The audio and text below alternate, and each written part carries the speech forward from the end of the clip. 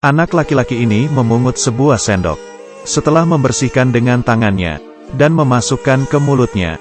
Tapi di sendok itu tidak ada apa-apa. Ternyata dia melihat seorang pria yang sedang minum kopi. Pria ini juga melihatnya, lalu menggunakan sendok mengaduk kopinya. Anak kecil ini pun mengikuti gerakannya. Anak laki-laki berpakaian kotor ini sebenarnya mengalami masalah apa? Saroo terlahir di keluarga miskin. Ayahnya sudah lama meninggal.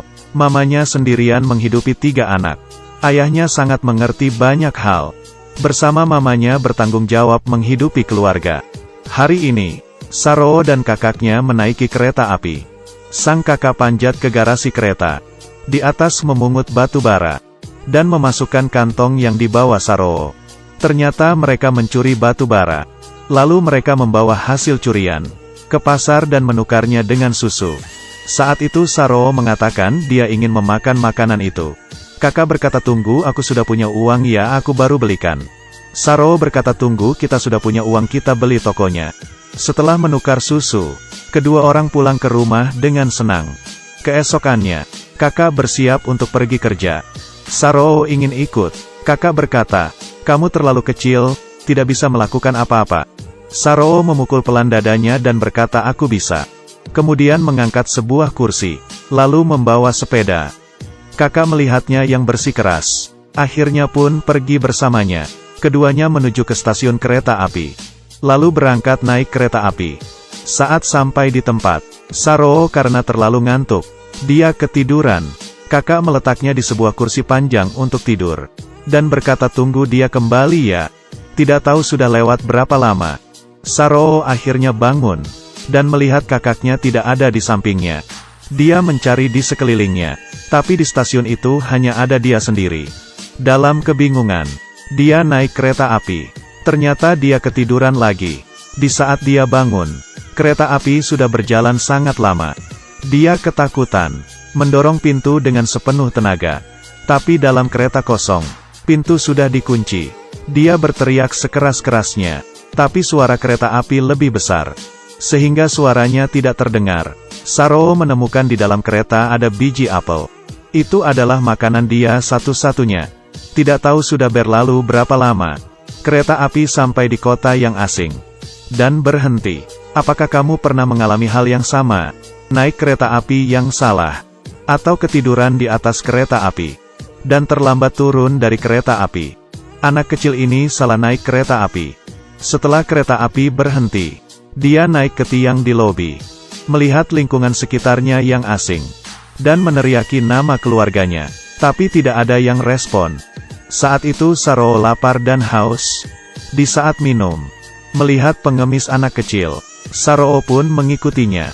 Dan tiba di suatu lorong. Di sini banyak anak yang kurang lebih seumuran dengannya. Anak kecil yang baik hati memberinya selembar kertas. Lalu tidur bersama dengan anak-anak pengemis lainnya. Tiba-tiba terbangun oleh suara teriakan. Sekelompok preman sedang menangkap beberapa anak kecil ini. Saroo sama sekali tidak melihat ke belakang. Dia terus berlari dari sana. Saat itu muncul sebuah bus. Untungnya Saroo dapat menghindar dengan cepat. Dan berhasil kabur. Hari sudah terang. Saroo berjalan di jalan tanpa arah. Tidak tahu rumahnya di mana. Dia hanya tahu sampai di sini dengan kereta api. Kemudian Saroo berjalan mengikuti rel kereta api pulang ke rumah. Di perjalanan bertemu dengan wanita yang tak dikenal. Kebetulan mengerti bahasa yang diucapkan Saroo. Setelah mengerti dia tersesat. Melihat dia yang kasihan. Dia membawanya pulang ke rumah. Dan memberinya makan. Makanan yang enak. Dan membantunya mandi. Berkata akan ada orang yang membawanya mencari mamanya. Keesokannya, seorang pria yang tak dikenal muncul di depannya. Pria itu memeriksa badan Saroo. Seperti memeriksa suatu barang. Saroo merasakan ada sesuatu yang tidak benar. Sepertinya bertemu dengan penjual manusia. Saroo pun diam-diam kabur. Dia berlari dengan sekuat tenaga. Semakin lari semakin cepat. Atau karena ketakutan. Atau karena kangen dengan mama. Melewati kaburan kali ini. Dia sudah sendirian selama 2 bulan. Menjadi seorang pengemis. Tiap hari memungut sampah untuk hidup. Hari ini, Saroo menemukan sebuah sendok di tanah. Lalu membawanya ke bawah jembatan. Saroo duduk di lantai. dan mengeluarkan sendok dari kantong. Tatapannya melihat ke depan, melihat seorang pria di seberang yang sedang minum kopi. Pria itu menggunakan sendok dan meminum kopinya. Saroo mengambil sendok dan meniru gerakannya. Pria yang menyadarinya pun tertawa. Kemudian pria itu menggunakan sendoknya mengaduk kopi. Saroo pun juga menirunya. Tiba-tiba ekspresi pria itu berubah aneh. Saroo mengantarkan titik balik dalam hidupnya. Pria yang baik hati itu membawanya ke kantor polisi. Tapi Saroo terlalu kecil, tidak bisa memberikan informasi yang berguna. Sama sekali tidak bisa membantunya mencari keluarganya. Hanya bisa mengantarnya ke rumah panti asuhan. Di sini dibandingkan kehidupan pengemis sudah jauh lebih baik. Tapi dia kehilangan kebebasan. Suatu hari, pemilik panti asuhan menemui Saroo.